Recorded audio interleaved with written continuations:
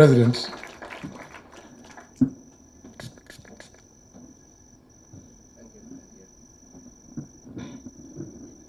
asanteni sana. The man of the moment, AG Speaker Emeritus, the Honorable Justin Biden Muturi, Your Excellency Kalonzo Musyoka, and all dignitaries present. Mine is just to say congratulations to JB for the great book that he has put together, The Fight for Order. And JB, my brother, my kinsman, as a student of literature, let me confirm that is a great art of work. And in literature, you evaluate content and form. At the University of Nairobi in the 80s, there were two schools of thought on what defines a great work of art. One group led by the late Professor Chris Wanjara believed that a good work of art is content, what you say.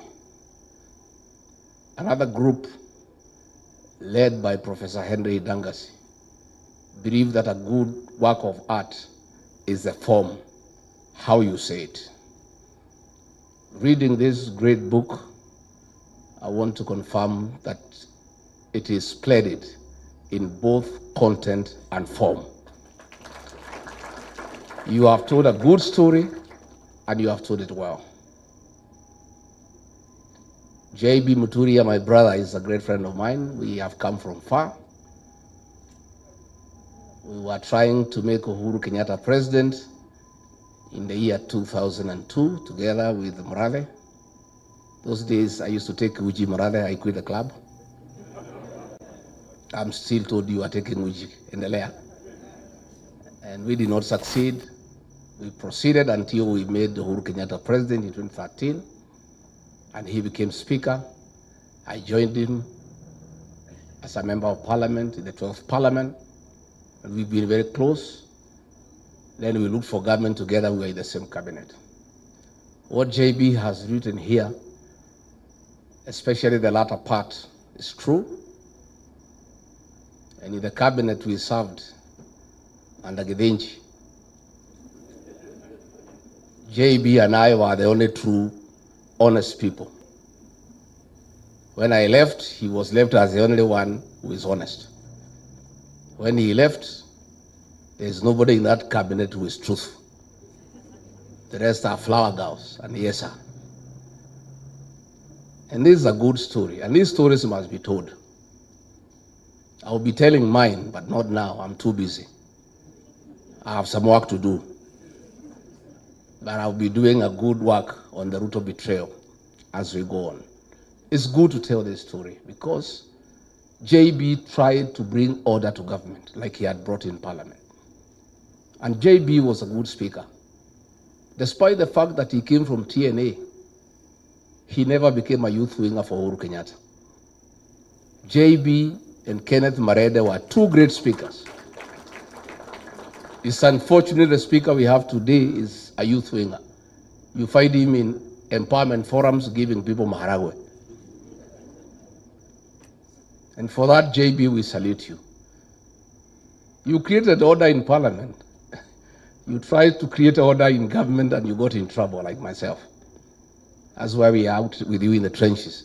Because you tried to create order. Let me confirm to the people of Kenya. He's being given documents by people he doesn't even know. Attorney General that it is right. And he stood his ground. He was trying to call government to order. I remember one day we were in Naivasha for a conference for cabinet secretaries and principal secretaries. William Ruto called me to his room again and abused me and my community because of JB Muturi.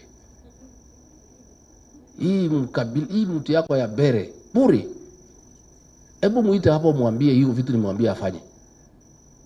And he should not tell me anything. I'm the president. I am not a lawyer, but I'm the president. What I want must be done in this country. Can you look for him and you get back here uniambie? So nikatafuta JB, nikaita yeye kwa room yangu. JB, again wewe, you have rubbed my boss the wrong way. What's the problem? JB said he is asking me to sign a deal to buy land with the funds from the Settlement Trust Fund, SFT, for putting up an industrial park. This fund, by law, you can only buy land to settle squatters, to settle Kenyans who are landless. You cannot use it to buy land for any other purpose. I cannot do it as Attorney General. Please tell him I will not do it. So I went back to him, I said, it cannot be done. And he has explained to me, and I agree 100%. So when J.B. Muturi says we need to call the country to order, he has lived those words. And he was my soulmate in cabinet, because he was only the truthful person who is fearless. One day, when they are in cabinet committees, the president had tasked his tribesmen there in cabinet to keep him informed on the deliberations in cabinet committee by text. So if the direction a debate is taking is not going his way, especially in issues he is conflicted, he would send you a text and tell you how to take the conversation. So JB looked for me and we agreed what to do. Himself and myself, we will leave our phones away so Ruto cannot reach us.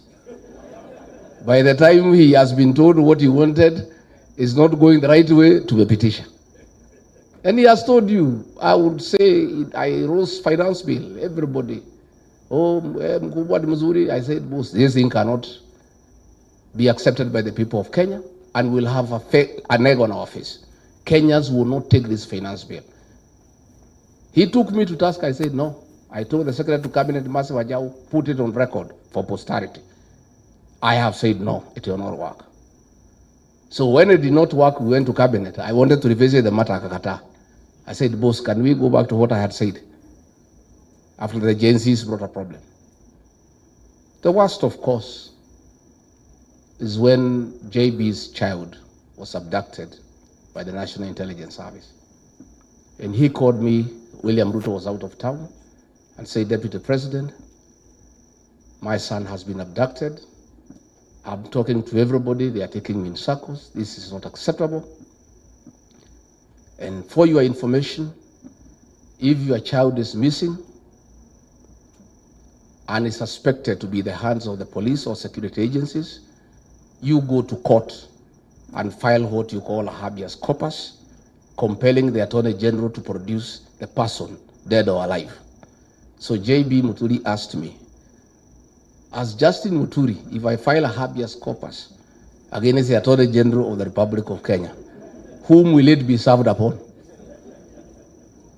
So I called Kindiki, Mr. Yesa, he took me in circles. He was in Interior.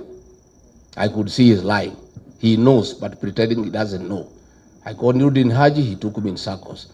I called Mohammed Amin, Director of CID, he took me in circles. I called Japheth Kome, he was the IG, he was talking to me in Kemeru. And they were all taking me in circles. And I called William Ruto, he was out of town. I said, Mr. President, Your Excellency, we have a problem in our hands. The son of your Attorney General has been abducted. He sits in the National Security Council.